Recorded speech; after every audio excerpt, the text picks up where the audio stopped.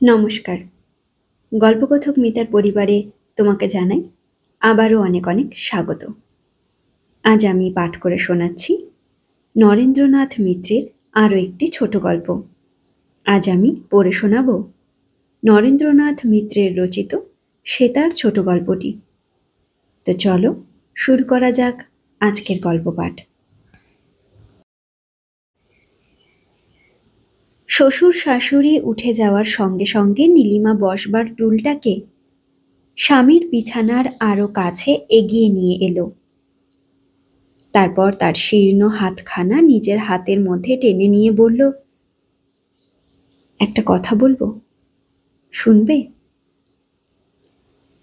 সুবিমল ম্লান একটু হাসল। কেন শুনবো না, বলো। নীলিমা বলল, আগে কথা দাও, আপত্তি করবে না, রাগ করবে না।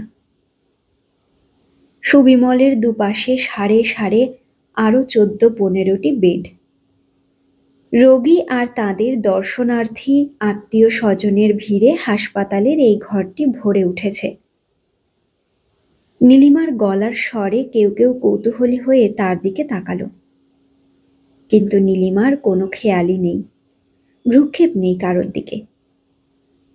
স্বামী সম্ভাষণের এমন উপযুক্ত ক্ষেত্র, এমন নিবিড় অবকাশ যেন আর কোনো দিন সে পায়নি। সুবিমলের হাতে আরেকটু চাপ দিল নীলিমা, বলল, রেখা বৌদির কথা মনে আছে তোমার? আমার মামাতো ভাই, নীরোদ্দার বউ। তিনি কাল এসেছিলেন আমাদের বাড়ি। বললেন একদিন হাসপাতালেও আসবেন তোমাকে দেখতে।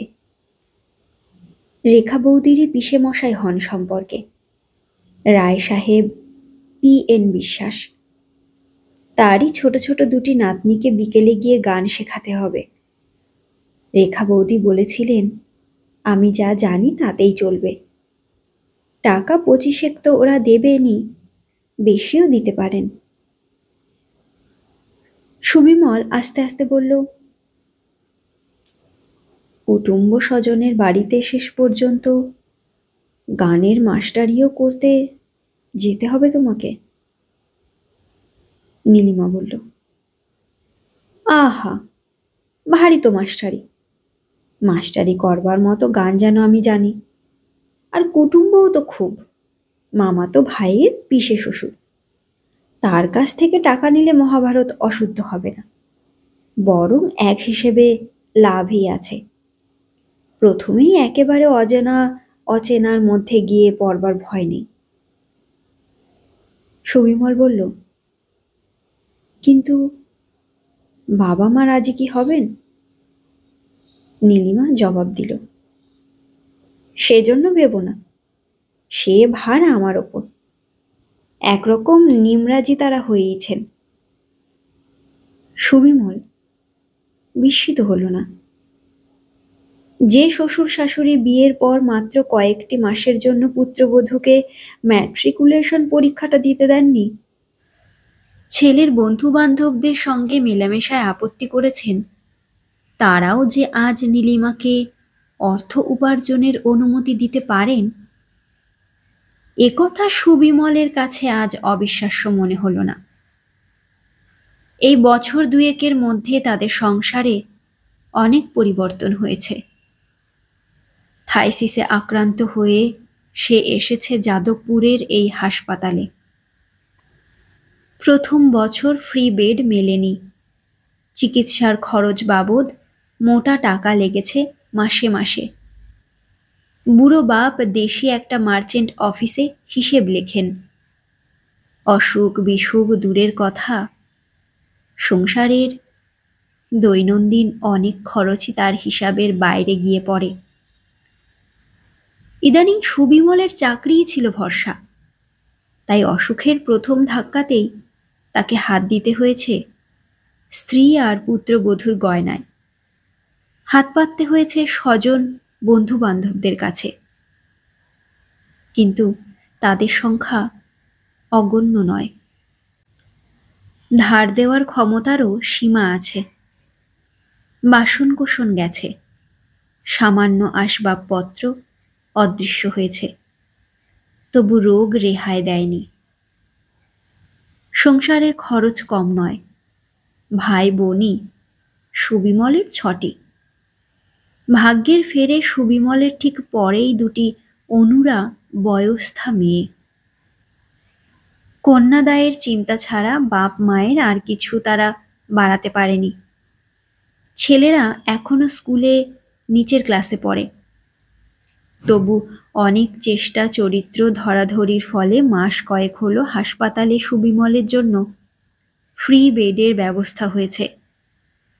বড় রকমের খরচ কিছু লাগে না, কিন্তু 2-1টা ওষুধের দাম আর টুকটাক হাত খরচ বাবদ ফি মাসেই 25-30 টাকা দরকার।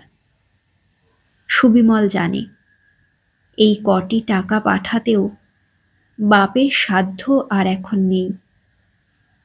কিছুকাল ধরে নিজের ব্যবস্থা নিজেই তাই তাকে করতে হচ্ছে।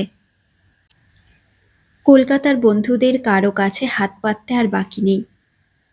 ইদানিং তাদের কাছ থেকে টাকা আর সে চায় না, চায় ঠিকানা। বন্ধুর বন্ধু, তস্য বন্ধুরা সারা ভারতবর্ষ ভরে কে কোথায় আছে, কে কোথায় ভালো চাকরি করছে জানতে চায় সুবিমল। অনেকেই চিনতে পারে না, অনেকের কাছ থেকেই জবাব পাওয়া যায় না। সকলে সমান নয়, কেউ কেউ আবার দেয়ও, ভরসা দেয়। থাইসিস রোগটা আজকাল আর এমন কিছুই মারাত্মক নয়, বিশেষত গোড়াতেই যখন ধরা পড়েছে। কেউ কেউ 2-1 মাস 5-10 টাকা করে পাঠায়, কিন্তু তারপর হয় আর তাদের সাড়া মেলে না, না হয় অত্যন্ত হাত টানাটানির খবর আসে। এমনই 2-3খানা চিঠি স্বামীকে দেখতে এসে গতবার নীলিমার হাতে পড়েছিল। সুবিমল কিছুক্ষণ চুপ করে থেকে বলল, তারা যদি রাজি থাকেন তবে আর কি। অন্যের কাছ থেকে ভিক্ষে নেওয়ার চেয়ে তোমার রোজগার আমি সহজভাবেই নিতে পারবো। নীলিমার চোখ ছলছল করে উঠল। অমন করে বলো না। স্ত্রীর সেই জল ভরা চোখের দিকে তাকিয়ে সুবিমল কি যেন দেখল, তারপর কোমল কণ্ঠে বলল, মান অপমানের কথা নয়, আমি ভাবছি তোমার শরীরের কথা। সংসারের অত খাটুনির পরে আবার কি গান শেখানোর পরিশ্রম দেহে সইবে? 2 দিনও তো শরীর টিকবে না তোমার। নীলিমার মনে পড়ল অফিসের কাজের পরে সুবিমল যখন টিউশনিতে বেরোতো, নীলিমা ঠিক এই ধরনের কথাই বলতো। স্বামীর স্বাস্থ্য ভেঙে যাওয়ার আশঙ্কা প্রকাশ করত নীলিমা। সেই আশঙ্কাই আজ নিষ্ঠুর সত্য হয়ে দেখা দিয়েছে। এখন সুবিমলের মুখে সেই কথা। নীলিমার স্বাস্থ্যের জন্য ঠিক তেমনি ধরনের উদ্বেগ দেখা দিয়েছে স্বামীর মনে। এমন কি হয় না? নীলিমার মতো সুবিমলের এই উদ্বেগ আর আশঙ্কাও এমনই সত্যি সত্যি ফলে যায়, আর সুবিমল সঙ্গে সঙ্গে ভালো হয়ে ওঠে। তাহলে বেশ মজা হয়। তাহলে নীলিমা উপযুক্ত প্রতিশোধ নিতে পারে স্বামীর ওপর। সুবিমল বলল, হাসছ যে? নীলিমা বলল, হাসছি তোমার কথা শুনে। আমার আবার শরীর, তার জন্য তোমার আবার এত ভাবনা।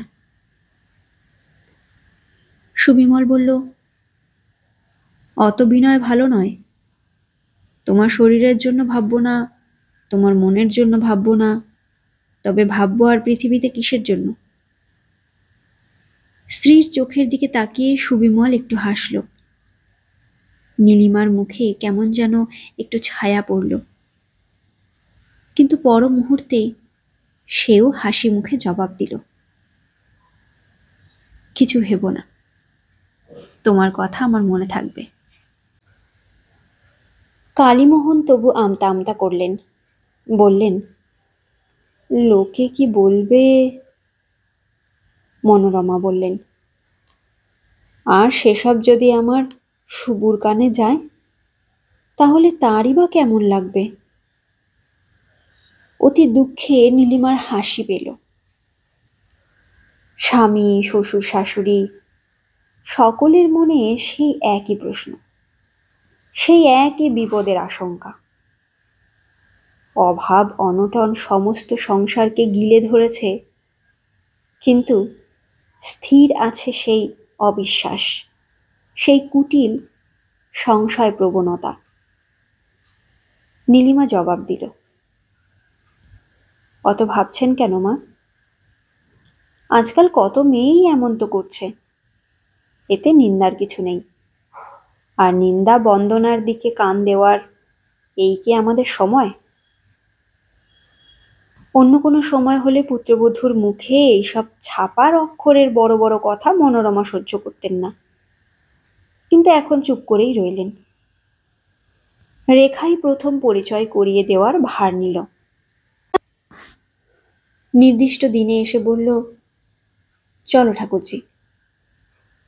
পায়ে পুরনো একজোড়া স্যান্ডেল, পরনে অনেককাল আগের রং ফিকে হয়ে যাওয়া একখানা শাড়ি। রেখা তার দিকে তাকিয়ে কি যেন বলি বলি করেও চুপ করে গেল।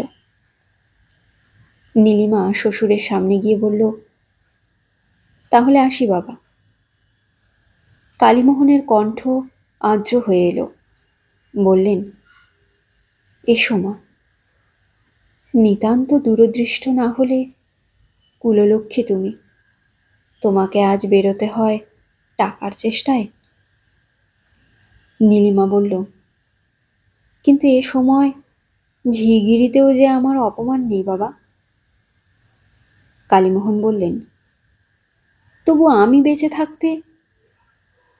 নীলিমা মৃদু কণ্ঠে বলল, আপনি বিচলিত হবেন না বাবা। কালীমোহন বললেন, না, আর বিচলিত হব কেন? আশীর্বাদ করি তোমার কষ্ট যেন সার্থক হয়। একটু চুপ করে থেকে বললেন, খুব দেখে শুনে সাবধান মতো চলো মা। রেখা হেসে বলল, বউকে বুঝি খুব দূর দেশে পাঠাচ্ছেন তাওই মশাই? ভবানীপুর থেকে কালীঘাট, ট্রামে মাত্র গোটা কয়েক স্টপেজ, তাতেই ভেবে এত সারা হচ্ছেন? ভয় নেই, ঘণ্টাখানেক বাদেই আপনাদের বউকে ফিরিয়ে দিয়ে যাব। রায় সাহেবের এ বাড়িতে কি একটা বিয়ের নিমন্ত্রণে নীলিমা এর আগে আরও একবার এসেছিল, কিন্তু সে আশায় আর এ আশায় পার্থক্য অনেক। বাড়ির ভেতর ঢুকতে গিয়ে নীলিমার পা যেন হঠাৎ আর এগোতে চাইল না, মন দ্বিধাগ্রস্ত হয়ে উঠল। রেখা বলল, কি ব্যাপার, এত ভাবছো কেন? দিন রাত অমন ভাবনা কিন্তু ভালো নয়। সঙ্গে সঙ্গে হাসপাতালের কথা মনে পড়ল নীলিমার। মনে পড়ল স্বামীর রুগ্ন শীর্ণ মুখ, নিজেদের নিঃসম্বল দীনতার কথা। নীলিমা একটু হাসতে চেষ্টা করল, বলল, সে কথা ঠিক, চলো। রেখার পিসিমা পিসে মশাই নীলিমাদের সাদরে বাড়ির ভিতরে ডেকে নিয়ে গেলেন। রায় সাহেব বললেন, কোনো সংকোচ করো না মা। কাত্যায়নী বললেন, বাহ, সংকোচ আবার কিসের? এ কি পরের বাড়িতে এসেছে নাকি? পরিবারের অন্য সকলের সঙ্গে আলাপ করিয়ে দিলেন কাত্যায়নী। সুদর্শন স্বাস্থ্যবান পুত্র, সুন্দরী পুত্রবধূ, 7-8 বছরের চঞ্চল সপ্রতিভ দুটি মেয়ে, চমৎকার দেখতে। কাত্যায়নী বললেন, এরাই তোমার ছাত্রী নীলিমা, অঞ্জু আর মঞ্জু। ভালো নাম কৃষ্ণা আর কাবেরী। পরিচয়ের সময় সঙ্গে সঙ্গে ভালো নাম দুটিও আমাকে বলে দিতে হয়, না হলে ফল ভালো হয় না। কাত্যায়নী হাসলেন, দোতলার দক্ষিণ দিকের একটি ঘরে নীলিমাকে নিয়ে এলেন কাত্যায়নী। মেঝের ওপর দামি গালিচা পাতা, একদিকে বাজনার সরঞ্জাম, বায়া, তবলা, ছোট বড় গুটি তিনেক সেতার, নীল রঙের ঢাকনিতে ঢাকা। কাত্যায়নী বললেন, সপ্তাহে 2 দিন ওস্তাদ আসেন অঞ্জু মঞ্জুকে সেতার শেখাবার জন্য। সেই সঙ্গে সঙ্গে ওদের বাবাও শেখে। খুব ভালো সেতার বাজায় আমাদের খোকা, একদিন শুনো। নীলিমা বলল, গান বাজনার দিকে সকলেরই বেশ ঝোঁক আছে বুঝিয়ে বাড়িতে।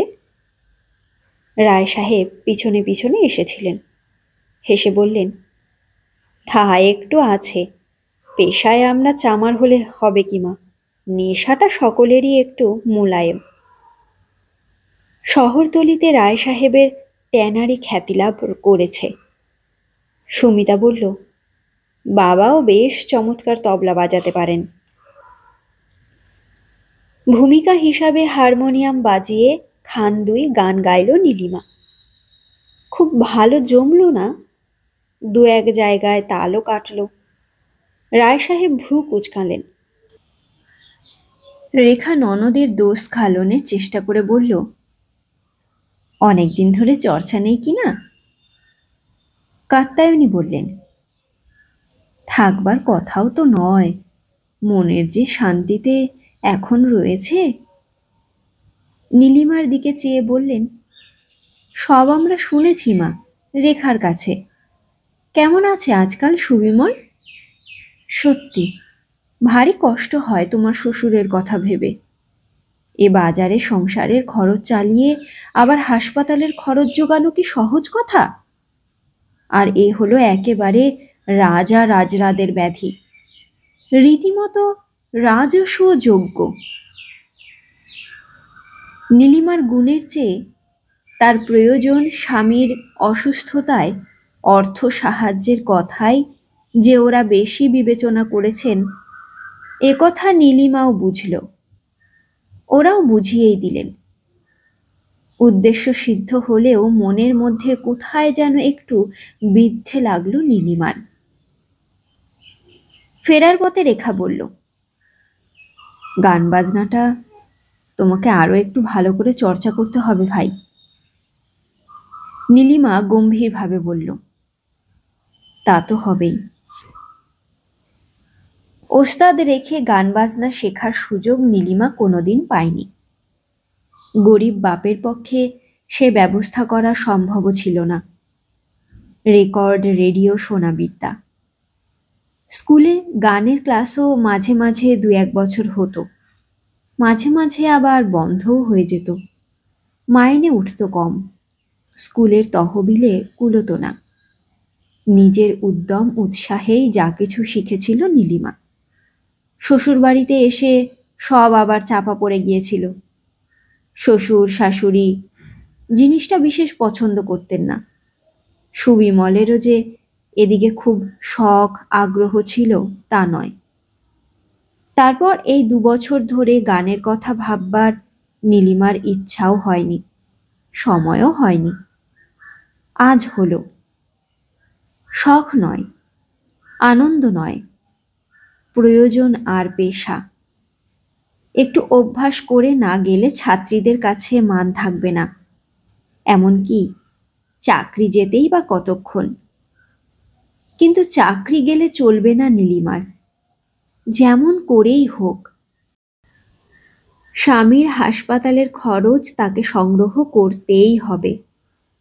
পরিচিত অর্ধ পরিচিতদের কাছে আর তাকে সে ভিক্ষা করতে দেবে না।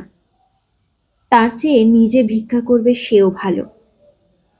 বাড়ির অন্য কেউ উঠবার আগে খুব ভোরে উঠে গলা সাধ্যে বসে নীলিমা। দিন ভরে চলে সংসারের কাজ।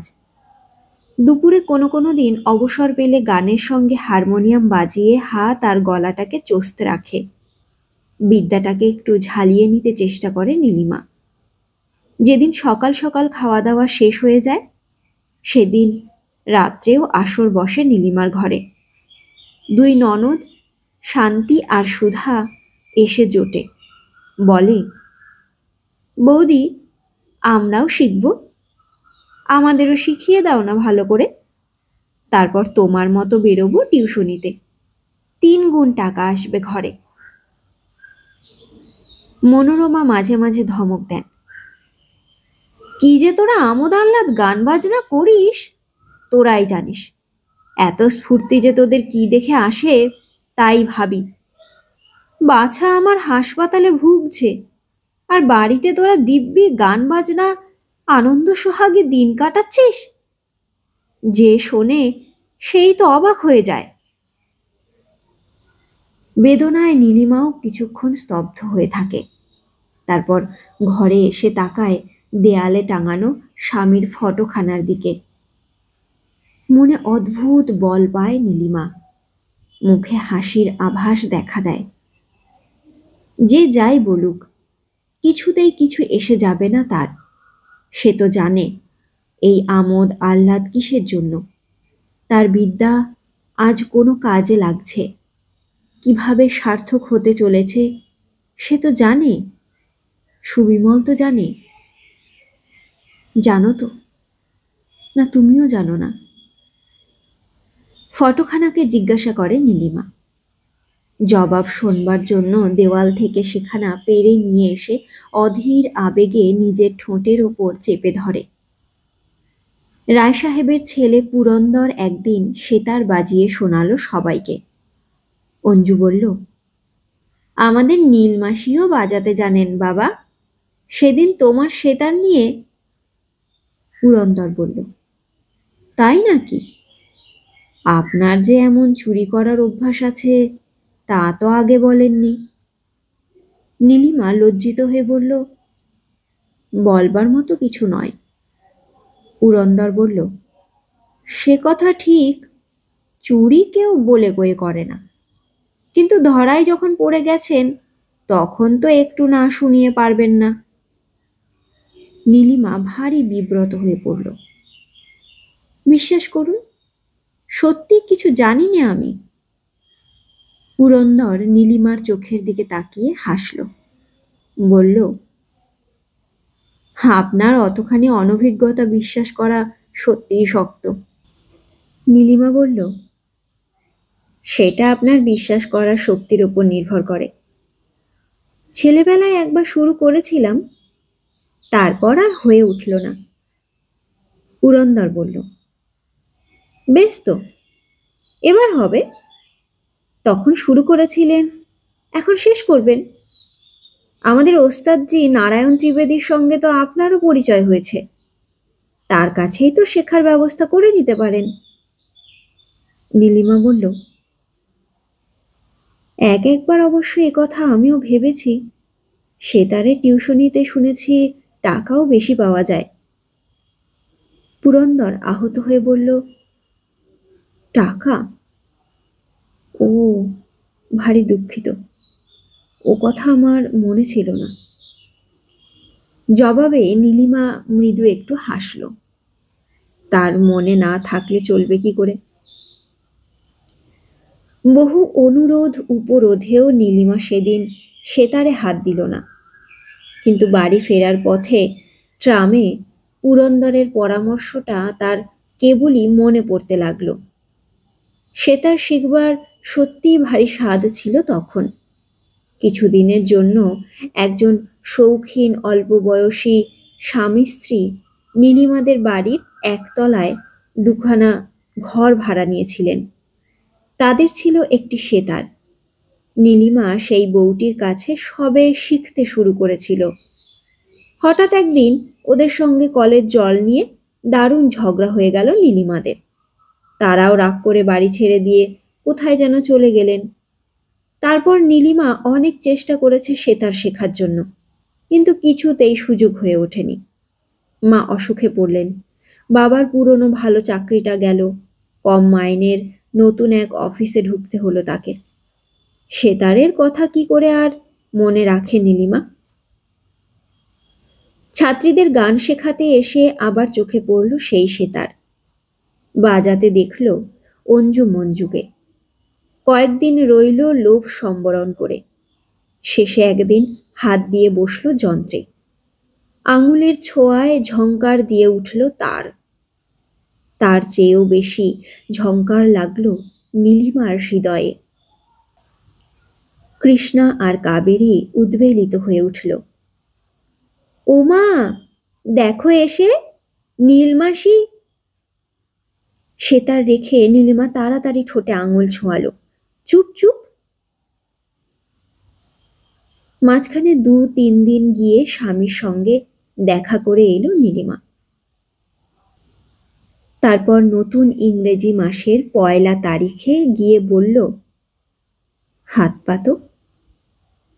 সুবিমল অনুমান করল জিনিসটা, তবু বলল, হাত কি আজ এই প্রথম পাতব? নীলিমা বলল, প্রথম ছাড়া কি? তোমরা কি কিছু পাততে জানো? হৃদয়ও আমরাই পাতি, হাতও আমরাই পাতি। ৩খানা নতুন ১০ টাকার নোট ব্লাউজের ভিতর থেকে বের করে স্বামীর হাতে নীলিমা গুঁজে দিল। আঙুলে আঙুলে মেশামেশি করে রইল খানিকক্ষণ। ঝংকারটা সেতারের চেয়ে কম হলো না। নীলিমা বলল, পুরস্কার দেবে না? সুবিমল বলল, দেব।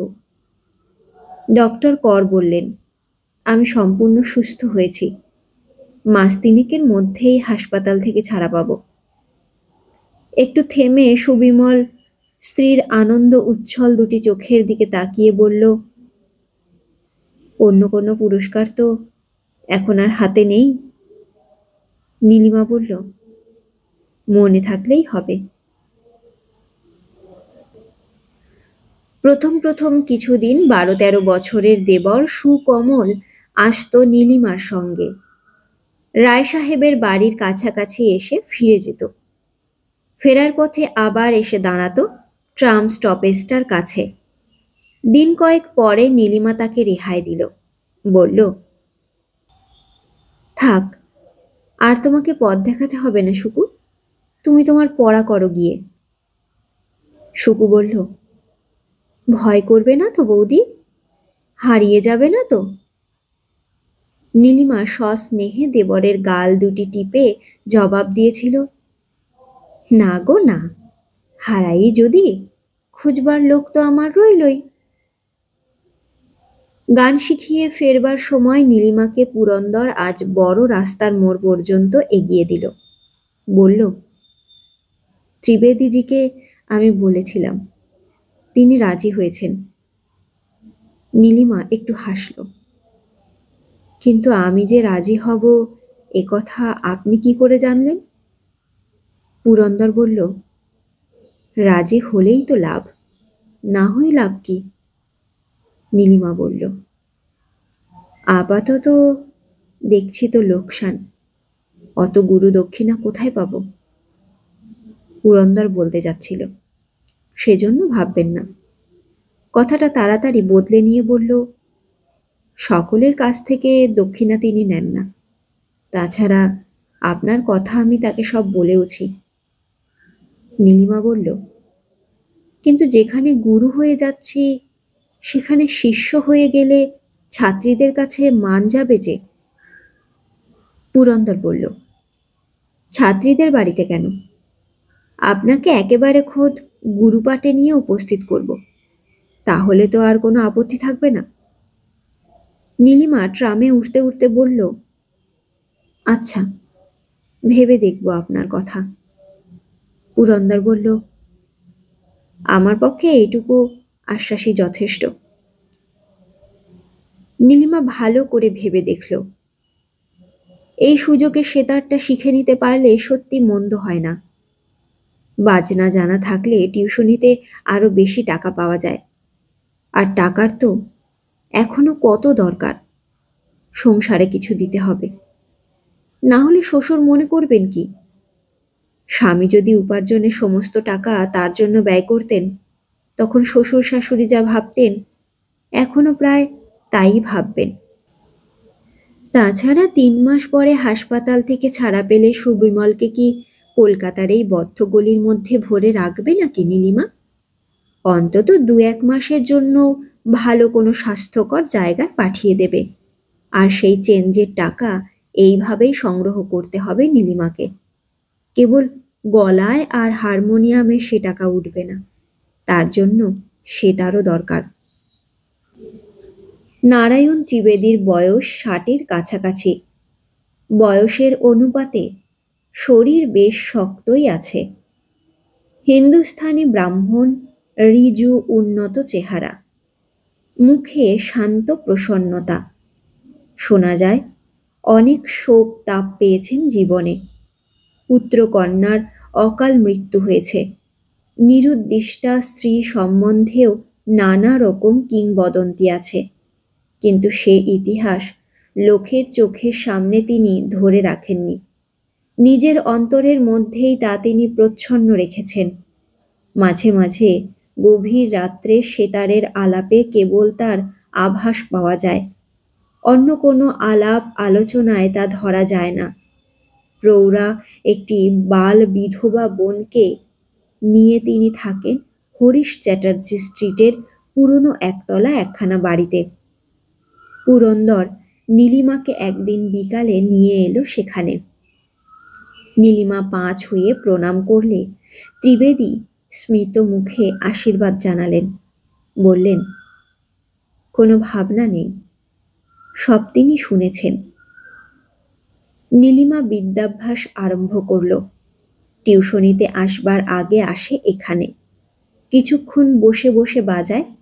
ত্রিবেদী চেয়ে চেয়ে দেখেন, মাঝে মাঝে কেবল হেসে মাথা নাড়েন। হলো না।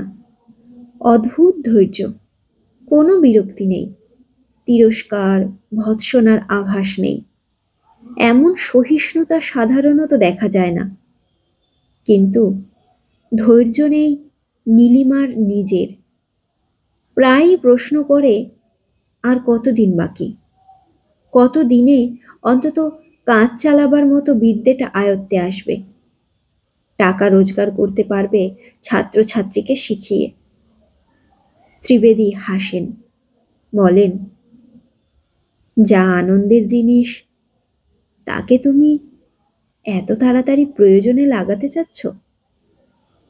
আনন্দকে ছাপিয়ে প্রয়োজন তো একদিন বড় হয়ে উঠবেই, কিন্তু তা আজই কেন? নীলিমা চুপ করে থাকে, তিরস্কারের জন্য দুঃখ করে না। ত্রিবেদী কি করে বুঝবেন তার প্রয়োজনের কথা, যার সঙ্গে আনন্দের কোনো ভেদ নেই, কিংবা যা আনন্দের চেয়েও অনেক বড়?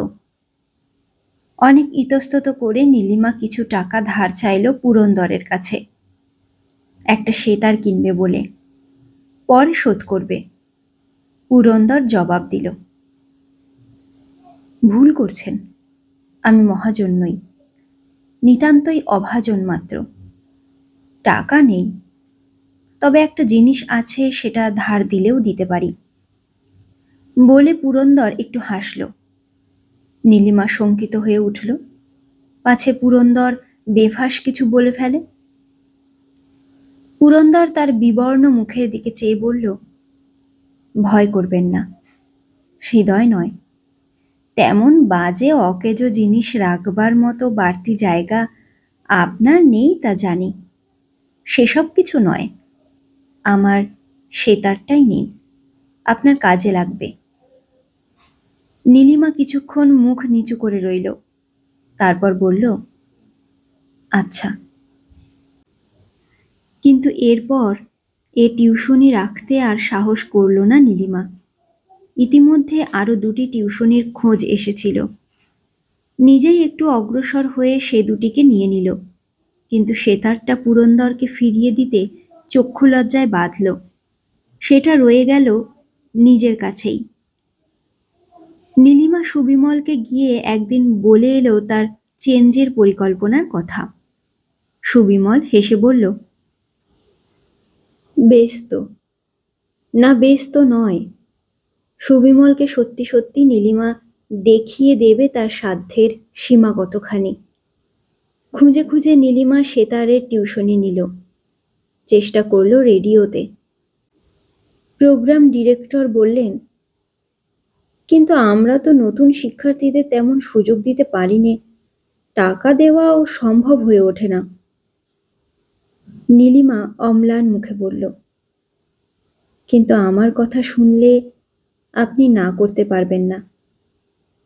প্রোগ্রাম ডিরেক্টর শুনলেন এবং সত্যি আর না করলেন না। অদ্ভুত উত্তেজনায় পেয়ে বসল নীলিমাকে।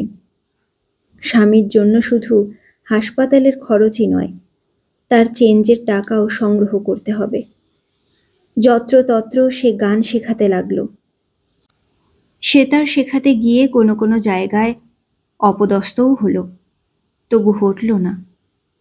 নারায়ণ ত্রিবেদী বললেন, অত অধীর হইও না মা, অকালে শক্তির অমন অপচয় করো না, তাকে সঞ্চয় করো নিজের মধ্যে, ভবিষ্যতেও তার প্রয়োজন হবে। 3 মাসের পর আরো মাস 2 গেল। তারপর সুবিমলের সত্যি ছাড়া পাওয়ার দিন এলো। 2টি দিন মাত্র মধ্যে। এদিকে 3 টাকার মতো প্রায় জমিয়ে তুলেছে নীলিমা। আর 25টা টাকা হলে সংখ্যা পূর্ণ হয়। আপাতত এতেই হবে।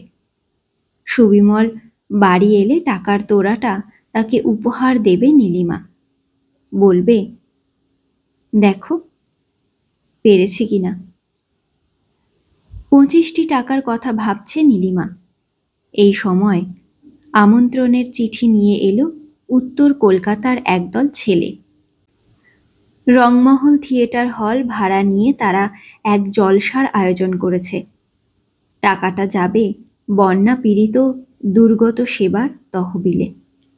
শহরের বড় বড় সব শিল্পীরা আসবেন, তাদের সঙ্গে নীলিমারও ডাক পড়েছে। নীলিমা বিস্মিত হয়ে বলল, এদের মধ্যে আমাকে কেন? আমার কোনো যোগ্যতা আছে? দলপতি গোছের কয়েকজন এগিয়ে এলো। মধুর হেসে বলল, আছে বৈকি, সেবার অধিকার তো সকলেরই। তাছাড়া এক্ষেত্রে বিশেষ দাবিও আছে নীলিমার। সে নিজেকে যতখানি ছোট বলে মনে করে তা সে নয়। এদের মধ্যে 2-1জন রেডিওতে দেওয়া নীলিমার 2-1টা গানের কথা উল্লেখ করল। কেউ কেউ বলল, কোনো কোনো জলসায় তার সেতার নাকি অদ্ভুত হয়েছিল শুনতে। অদ্ভুত, হ্যাঁ, অদ্ভুতই লাগলো নীলিমার। প্রথম প্রথম স্বামীর রোগের কথা শুনে লোকে তাকে অনুকম্পা করে টাকা দিয়েছে। মাঝে মাঝে একটু খোঁচা লাগতো মনে। ক্রমে সেইটাই তার অভ্যাস হয়ে এসেছিল। যেখানে এরকম বিশেষ পক্ষপাতিত্ব তার জুটত না, নৈপুণ্যের অভাব দেখে লোকে তাকে তুচ্ছ করত, অনাদর করত, সেসব জায়গায় নীলিমাই শতপ্রবৃত্ত হয়ে এসে তাদের স্মরণ করিয়ে দিত। বিদ্যায় তার দীনতা থাকলে কি হবে, অন্তরে সে সমৃদ্ধ। সে টাকা তুলেছে দুস্থ যক্ষা রোগগ্রস্ত স্বামীর জন্য, নিঃস্ব অর্ধভুক্ত পরিবারের জন্য। তাতেও টাকাও আসত। নিজের শিল্পকুশলতার অভাবের জন্য ক্ষোভ এবং গ্লানিও কম হতো। মাঝে মাঝে উপরি পাওয়া হিসেবে কোনো কোনো জায়গা থেকে প্রশংসা অবশ্য এসেছে। কোনো কোনো মুহূর্তে গুনগুন করে গাওয়া পরিচিত গানের একটি কলি মনকে আচমকাই দোলা দিয়ে গেছে। মনে হয়েছে এর সঙ্গে আর কিছুর তুলনা হয় না। সমস্ত কর্তব্য এর কাছে মিথ্যা, সকল উদ্দেশ্য এর কাছে অর্থহীন। কিন্তু মনের এই মোহকে নীলিমা বেশিক্ষণ প্রশ্রয় দেয়নি। আদর্শের পথে, কর্তব্যের পথে বাধা বলে বর্জন করেছে। তাছাড়া শুধু আদর্শ আর কর্তব্যই তো নয়, হৃদয়ের দাবি, প্রেমের দাবি তার মনকে সব সময় আচ্ছন্ন করে রেখেছে, কিছুতেই অন্যমনস্ক হতে দেয়নি। কিন্তু আজ যখন ছোট হৃদয়ের আর ক্ষমতার মাপে মাপা ক্ষুদ্র সিদ্ধি তার করায়ত্ত প্রায়, তখন আহ্বান এলো বৃহত্তর জগতের, এলো সার্থকতার নতুন অর্থ, মহত্তর সম্ভাবনা। নীলিমা শুনল, তার কৃতিত্ব আছে, নৈপুণ্য আছে, তার গান অনেকের সত্যি সত্যি ভালো লেগেছে, তার সেতার অনুরণন জাগিয়েছে অনেকের মনেই। আর শুধু তাই নয়, তার এই দক্ষতা আরো বড় কাজে লাগছে, ব্যাপকতর সেবায় ব্যয়িত হওয়ার জন্য অপেক্ষা করছে। সেখানে আসবেন দেশের বড় বড় শিল্পী, যাদের অনেকের সে কেবল নামমাত্রই শুনেছে। তাদের সে আজ স্বচক্ষে দেখবে, গান শুনবে, গান শোনাবে। উদ্যোক্তাদের কাছে সবিনয়ে সম্মতি জানালো নীলিমা। বলল, তার যোগ্যতা যদি সত্যিই কিছু থাকে তবে তা দেশের কাজে লেগে ধন্য হোক। সুবিমল আসবে কাল বাড়ি। এক হাতে নীলিমা ঘর গোছালো, ঘর সাজালো, কিন্তু আর এক হাত রইল তার সেতারের তারে। ঘরকন্যার ফাঁকে ফাঁকে সেতারে তুলতে লাগলো তার সর্বশ্রেষ্ঠ সঙ্গীত, তার শিল্প কুশলতার চরম নৈপুণ্য। কাল জগৎ তার যথার্থ পরিচয় পাবে। সে ছোট নয়, দীন নয়, অকৃতার্থ নয়। পরদিন খানিকটা বেলা হতে না হতেই সুবিমল এসে পৌঁছালো। বাড়িতে তার আগে থেকেই উৎসব শুরু হয়েছে। ভাই বোনদের ছোটাছুটির অন্ত নেই। বাপ এলেন, রুক্ষ কঠিন তার মুখ, কিন্তু ভিতরের আনন্দ তবু যেন চাপা থাকছে না। মা এলেন গৃহদেবতা নারায়ণের আশীর্বাদ নিয়ে। মনের আনন্দ চোখের জলে টলটল করছে। প্রতিবেশীরা এসে খোঁজ নিয়ে গেলেন। কাছের বন্ধুরা খবর পেয়ে এলো দেখা করতে। এক ফাঁকে নীলিমাকে নির্জনে পেল সুবিমল। বলল, সবচেয়ে তোমার কৃতিত্ব বেশি। নীলিমা বলল, আস্তে, কেউ শুনে ফেলবে। সুবিমল হাসল। কারো যেন শোনার বাকি আছে। তারপর তোমার সেই টাকার তোড়া কই? সেই চেঞ্জে পাঠাবার তোড়া? মন্ত্রগুপ্তি ঠিকমতো রাখতে পারেনি নীলিমা। হাসপাতালে একদিন কথায় কথায় খুশির ঢেউয়ে গোপন কথা ভেসে এসেছে। নীলিমা মুখ ম্লান করে বলল, তোড়া পূর্ণ হয়নি, গোটা 25 টাকা কম আছে। সুবিমল হাসল। মাত্র? কিন্তু তোড়া পুরাবার জন্য 25 টাকার চেয়েও বেশি দামি জিনিস এখানে আছে বলে আমার বিশ্বাস। কিন্তু দুপুরের পর বিকাল, বিকালের পর সন্ধ্যা যত এগিয়ে আসতে লাগলো নীলিমার মন ততই চঞ্চল হয়ে উঠল। মাঝে মাঝে এক একবার সেতারের কাছে গেল, আবার ফিরে এলো। সুবিমল লক্ষ্য করে বলল, ব্যাপার কি? নীলিমা কুণ্ঠায় সংকোচে অর্ধস্ফুট কণ্ঠে বলল, একটু বাইরে যেতে হবে। সুবিমলের মুখখানা যেন কেমন হয়ে গেল, কিন্তু পরক্ষণেই কি মনে পড়ে যাওয়ায় হাসি মুখে বলল, খেপেছ?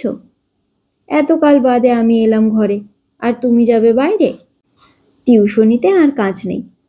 300 টাকায় ঘরে বসে দিব্যি 3 মাস খাবো আর ঘুমোবো। নীলিমা বলল, টিউশনি নয়। সুবিমল বলল, তবে কি, জলসা টলসা গোছের কিছু নাকি? তারও আর দরকার নেই। তারা এতক্ষণে নিশ্চয়ই জেনেছে নীলিমা বাইজির ভূতপূর্ব স্বামী ফিরে এসেছে জমের দুয়ার থেকে। জমের হাত থেকে জম দণ্ড কেড়ে নিয়ে আজ কেবল একটি মাত্র জলসা হবে, কেবল তোমাতে আমাতে। তুমি গীত সরস্বতী আর আমি গুণমুগ্ধ নারায়ণ। ধরো, এই নাও। বলে নিজেই সুবিমল সেতারটা স্ত্রীর হাতে তুলে দিল। তারপর মৃদু হেসে দৌড় দিল ভিজিয়ে। নীলিমা কাতর স্বরে বলল, আজ থাক। সুবিমল বলল, না নীলিমা, আজই। রোগের বীজ আজ হয়তো চাপা আছে, কালই যে আবার ভেসে উঠবে না তার ঠিক কি। ডাক্তারের কথায় অত সহজে ভুলো না। তুমি বাজাও নীলিমা, আমি আজই শুনব। একটু। তোমার সুর বেচে কেবল তুচ্ছ টাকাই এতদিন দিয়েছ, আজ এত অল্পতে ভোলাতে পারবে না। আজ তোমার সেই আসল সুর আমাকে শোনাতেই হবে। কিন্তু সুবিমলের কথার মাঝখানে হঠাৎ একসময় চমকে উঠল নীলিমা। কানে গেল সদর দরজার কড়া নড়ছে। সেই দিকে কিছুক্ষণ কান পেতে রইল নীলিমা। নিজের সেতারের বাজনার চেয়েও যেন মধুর আর অপূর্ব ওই কড়া নাড়ার নিক্ষণ। সুবিমল বলল, কি হলো, নাও না সেতারটা। নীলিমা নিষ্প্রভ শূন্য দৃষ্টিতে একবার স্বামীর দিকে তাকালো, তারপর সেতারখানা টেনে নিল হাত বাড়িয়ে। তাকে আজ বাজাতেই হবে। এখানেই শেষ করছি বন্ধুরা আজকের গল্প পাঠ। আবার হাজির হব নতুন একটি গল্প নিয়ে। ততক্ষণ পর্যন্ত অবশ্যই ভালো থাকবেন, সুস্থ থাকবেন।